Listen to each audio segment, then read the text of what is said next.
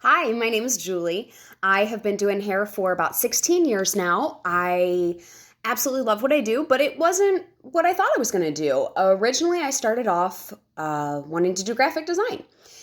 And the closer I got to that, the more I realized I had to work on computers. I don't like computers, and computers really don't like me.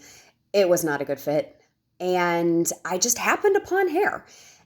And once I got my hands on my first head of hair, it was like, this is what I was supposed to be doing. I did not realize that there was a career that could touch people's lives in the way that we get to. I was introduced to Faction 8 and the Pulp Riot line about a little less than a year ago, and I've been with the same company for going on 16 years now, and really hadn't imagined using anything else. And then I started playing with Pulp Riot. I started doing some research and really wanted to find out what the company was all about. And that was when I was just blown away. It's so amazing how Pulp really reaches out to their hairstylists, that they see the people behind the chair as the backbone of their company, which is so amazing. And you just don't find that in this industry anymore, especially with large color lines that you pay thousands upon thousands of dollars to go to education, but there's really no clear way to become an educator or to find out how to get your voice heard when something isn't working or when something's really fantastic. So the fact that Pulp Riot really sees that as the foundation of their business just blows me away and is amazing. I have gravitated more towards Faction 8.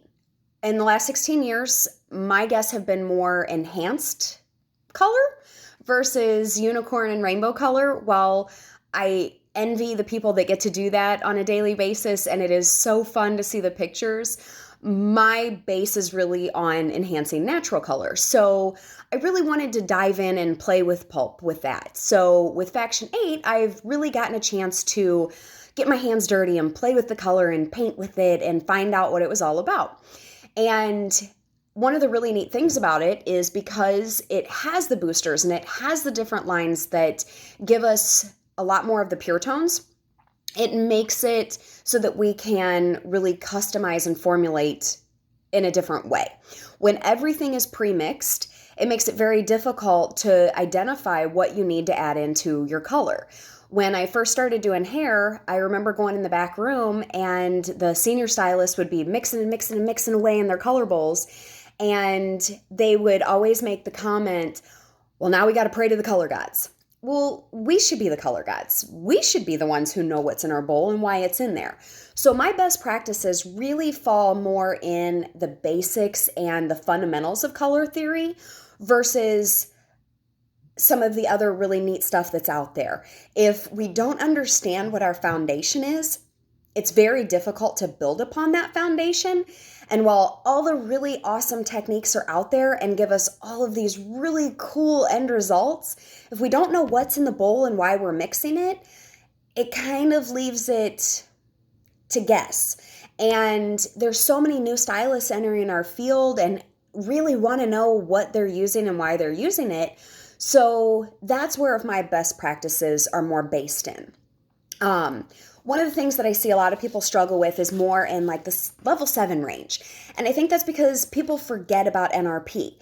Your NRP is going to tell you so much about what you need to formulate.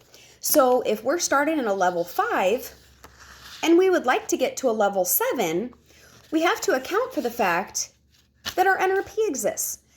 If we're not formulating for that, we're probably going to get unpredictable results. So a level 5's NRP is red. The level 7 is going to be orange. So orange is very difficult to cover if you don't have something that is going to give it a little bit more of a bump, which is awesome where the boosters come in and gives us a little bit more just to put in there. So we need to put blue on top of orange. Once we have our blue on top of the orange, we're able to neutralize our NRP. Then we can put whatever we want on top of it to create the new color. With gray hair, I find that a lot of people kind of forget it's like painting a white wall. It doesn't have an NRP at that point. So we have to fill it to be able to get the richness to give it what it needs. Thank you so much.